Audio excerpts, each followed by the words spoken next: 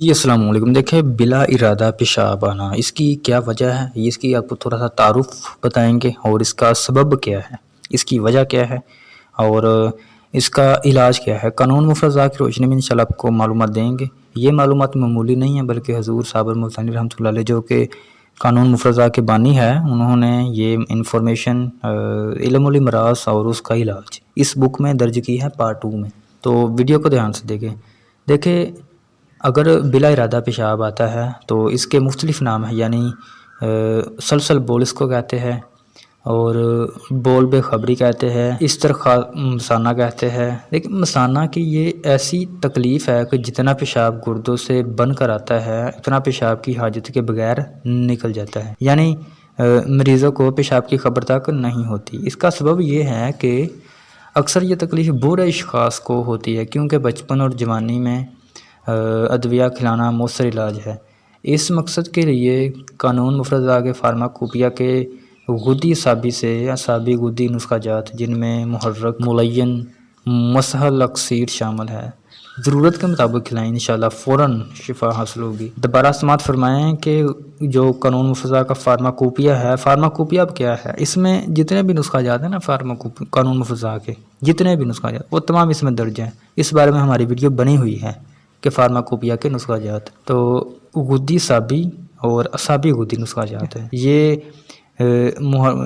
مختلف اس کے درجے ہے، پھر یہ محرک اس کا، ملین اس کا درجہ ہے، مسحل اکسیر، یہ تمام درجے کے لحاظ سے اثر کرتے ہیں۔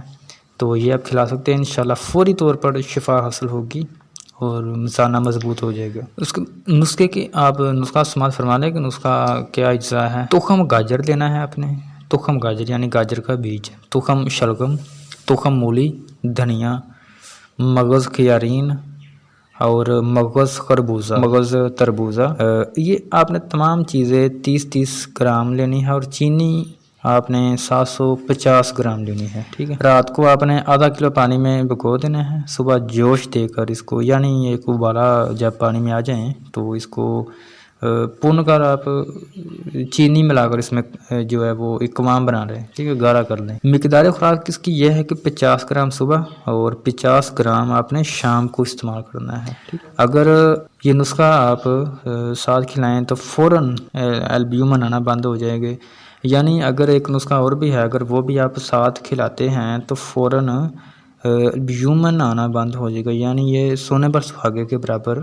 اصل میں اس بات کا مقصد یہ ہے۔ دوسرا نسخہ کیا ہے؟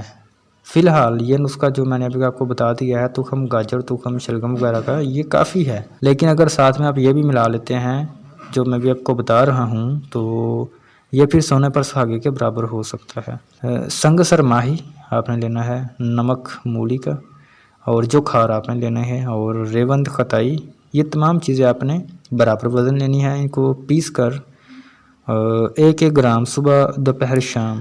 ہمرا ارک مکو یا کاسنی، ٹھیک ہے، ہمرا ارک مکو کاسنی کا جو ارک ہے اس کے ساتھ استعمال کریں۔ یہ نسخہ بھی مفید ہے، ٹھیک ہے، نسخہ بھی آپ کو بتا دیا ہے۔ اور بلا ارادہ پیشاب آنا، اردو میں اس کا نام ہے بلا ارادہ پیشاب نکلنا۔ جو حکمت ہے وہ اس میں سلسل بول کہتے ہیں، ڈاکٹری نام ہے ان کا انکانٹیننس آف یورن، ٹھیک ہے، انکانٹیننس آف یورن یعنی پیشاب کا بلا ارادہ نکل جانا۔ تو یہ آج کی ویڈیو ہے، انشاءاللہ مزید بہترین سے بہترین ویڈیو ہم آپ لاتے رہیں گے انفارمیشن سے بھرپور۔